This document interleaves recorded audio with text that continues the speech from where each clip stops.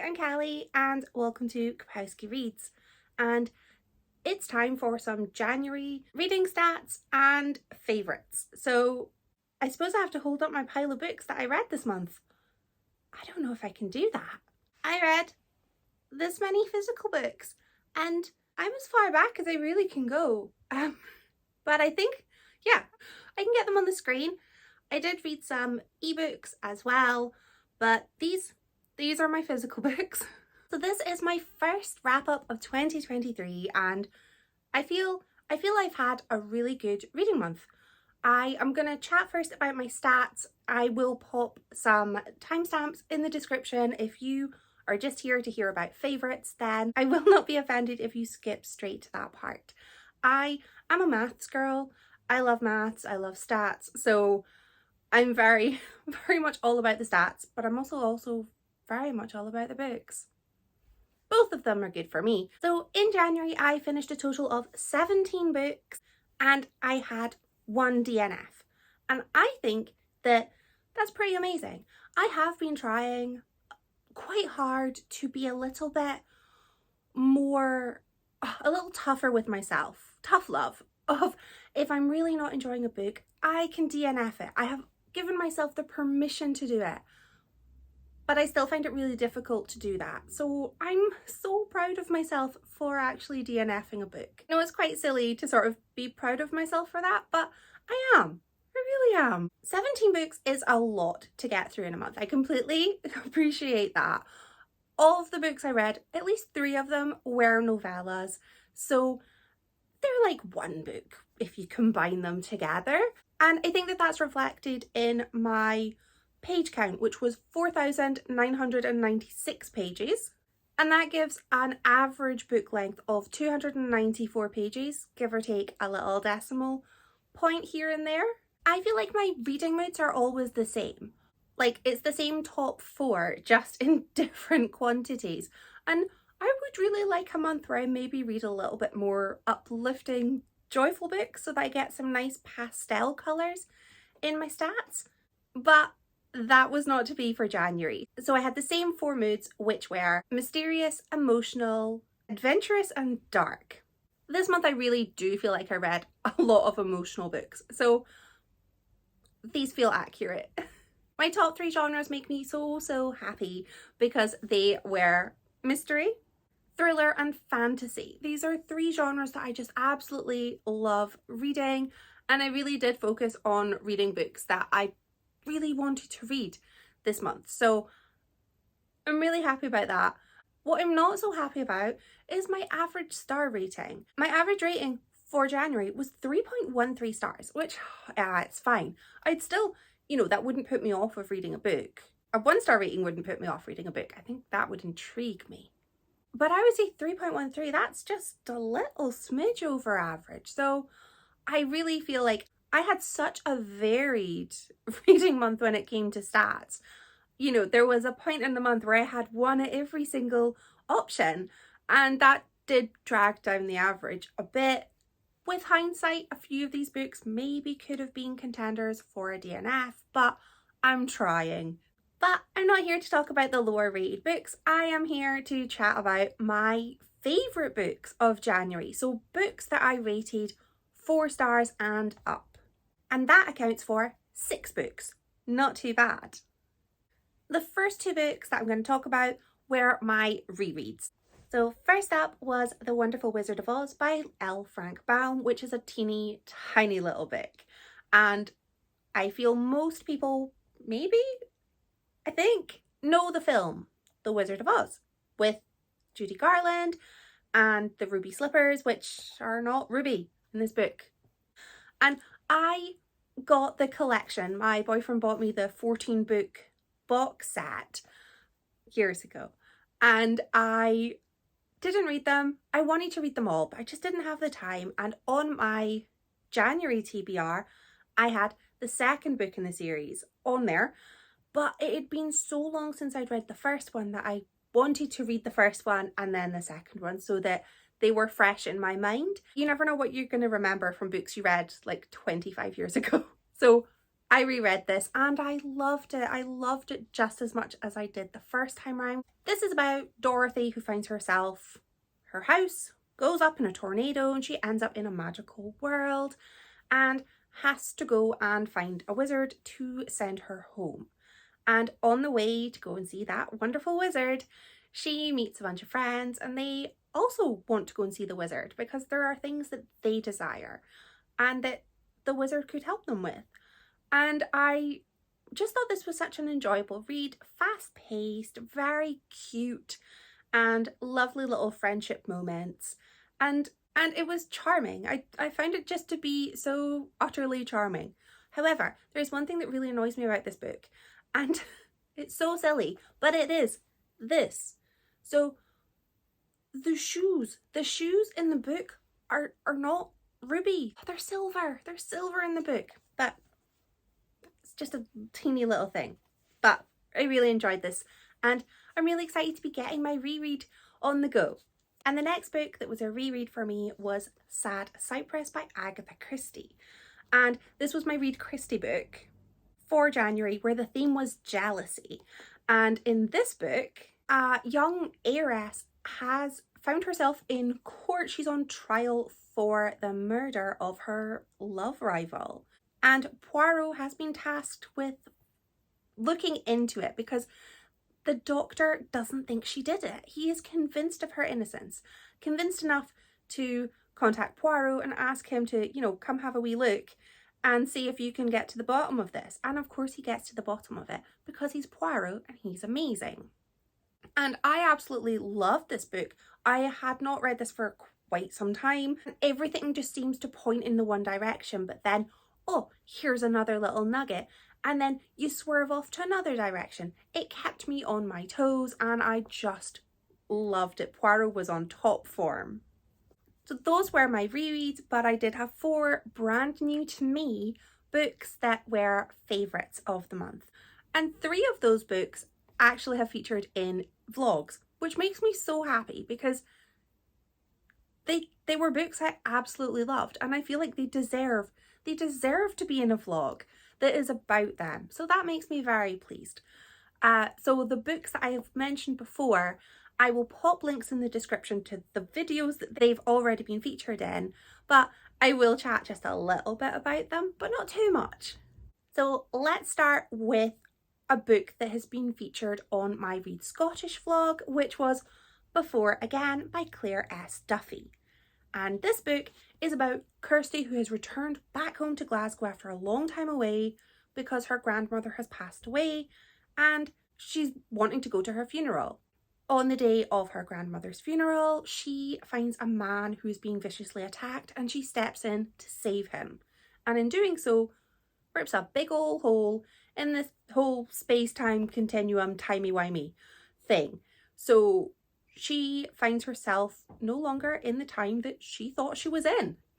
She also finds herself with a little sidekick in the form of a very giant hunky Viking.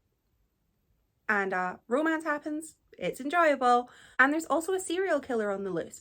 So Kirsty and the hunky Viking and Kirsty's grandfather find themselves trying to get to the bottom of the serial killer to catch him, to stop him.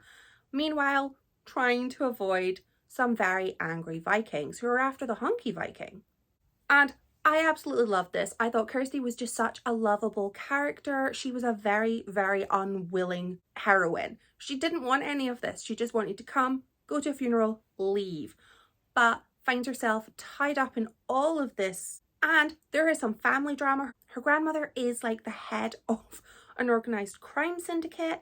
And there is some beef that she has with Kirsty, and I really enjoyed their dynamic and I want to know a little bit more about what's going on between the two of them. This is the start of a sequel and I am buckled in and I am ready for book number 2 because this ended on a cliffhanger, and to quote Isa from Still Game, the people have to know. I need to know. The next book I want to talk about was Legends and Lattes by Travis Baldree. This is about Viv, who is an orc and she's retired from the quest game and she's just wanting to open a cafe and sell coffee. She just wants a quiet life and that sounds delightful. But she does have a nemesis who isn't so keen on her having her quiet life. And this book was just utterly charming. It was a hug in a book. It was just so lovely. Lovable characters, found family, which I just love. A sort of fantasy world, and so many just beautiful descriptions for food and drink. And I drank so much coffee when I read this book, and I already drink a lot of coffee. I just thought it was just so charming and heartwarming, and it was lovely. It was very low stakes, so it wasn't, it wasn't, I don't want to say it wasn't exciting because that sounds really horrible to say about a book. I was interested and I wanted to know what was happening, and I wanted to see good things happen to the characters that I really cared about. There was also an organised crime syndicate in this book, and I loved that, and I would like an entire book series on that organised crime syndicate. If that could be arranged, that would be excellent. I just thought this was just a cozy little fantasy book that I can see myself rereading when I just want a comfort read, where I don't have to worry about bad things happening, because the book promises to be high fantasy, low stakes, and good company. And that's what I wanted, and that's what I got. The next book was The Woman in the Library by Sulari Gentill. And this book is about an author. She is writing a crime novel, and after every chapter, which she sends to her friend, there is an email response from that friend, and those email responses become progressively more distressing and alarming. Her email correspondence is a creepy guy, and we don't trust him. Meanwhile, the novel is about a murder mystery. 4 strangers meet in a library and they are in a reading room together. There's a scream and murder has occurred, and that bonds these 4 people together, and they really form this beautiful friendship. But there's also a little bit of suspicion because everybody looks a little bit dodgy, and I absolutely loved this.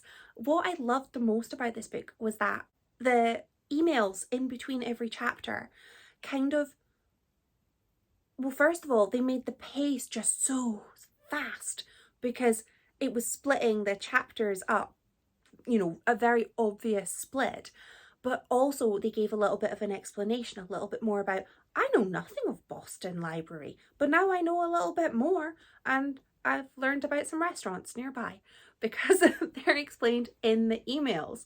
And I thought this was just so exciting because it was two sort of mysteries that I was trying to solve at once, and I just thought it was so clever and so just and this is a very short book as well, but it packs so much. And because the sort of story element of this book is being presented as an unfinished novel, I thought that it was really that things that I would normally look for in a completed novel didn't really matter here quite so much. Like, the characters, there were little bits that annoyed me about them, but this wasn't a finished work. This was a beta read, and I felt like I got everything I needed from the chapters of the fiction because I got to meet the characters when they were already somewhat developed, I think. And then I got to get to the exciting end bit, but the book didn't carry on past that sort of grand reveal because the story was kind of about the meat of the novel plus the email correspondence, which completely got tied up in a nice big bow. I feel like I got the resolution that I wanted from the book. I thought this was so clever and loved it. And my last favourite read before I go on to my book recommendation of the month was Killers of a Certain Age by Deanna Raybourn. This book is about 4 women in their 60s who are retired assassins. And when they're on their little retirement cruise, they find out that somebody has taken out a hit on them, and it all goes from there. This book was extremely fast-paced and gave me some dual timeline. So I really enjoyed getting to read about the women trying to find out who has taken this hit out on them and trying to stop it. But also I enjoyed getting to read about how these women found themselves in the situation that they were in. And I love a little bit of backstory, and I got it in this book. I really liked that the women were 60, and I feel like they felt 60 because often when I've read quite a lot of books, modern day books that have older protagonists, and sometimes I feel like they're described as if they're like 90, and these women, they weren't old, they were older, but they could still carry themselves. And it was explained in the book that it is their job to stay, you know, on top form physically and mentally so that they can do their job. So I totally was like, yeah, these women are doing all of this. And I loved the way that they communicated with each other. It was almost like they regressed back into the young women that they were when they first met. And I feel like sometimes when they spoke, they were just like little gossipy teenagers. And I felt like that was so reminiscent of when I see like my mum with her old school friends, and they're just little giggling girls again. And I thought that this book really did embody the character of you know, 60-year-old protagonists in a way that I felt was authentic, based 100% on the adult women I know in their 60s. So I thought this book was just so exciting. I just, full of theories about who done it and who was to blame, why they're taking out the hit.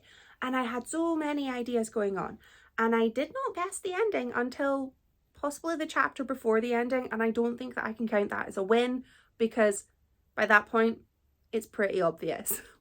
But I had so many suspicions, and this book really kept me on my toes. I absolutely loved it. I would love to know what your favourite book or books were from January. My favourite book, my book recommendation of the month, has to go to The Woman in the Library, because I love this book so much that I actually wanted to like hit people with it to make them read it. And I don't think that that's a good way to make people read a book that you've enjoyed. I think that's a way to really anger people. So I'm not going to do it, but I just could not quite process how much I loved the book. I didn't know what to do, so I just wanted to hit people with it. I am so excited because I have a monthly Skype chat with my friends where we chat about the books that we've read recently. It is the social highlight of my calendar, and I'm so excited that I get to talk about this book once again next week. So I hope my friends are excited about that because I'm so giddy. Yeah, absolutely love this book, could not fault it. And that's me. That's all I've got. So thank you so much for watching. Bye.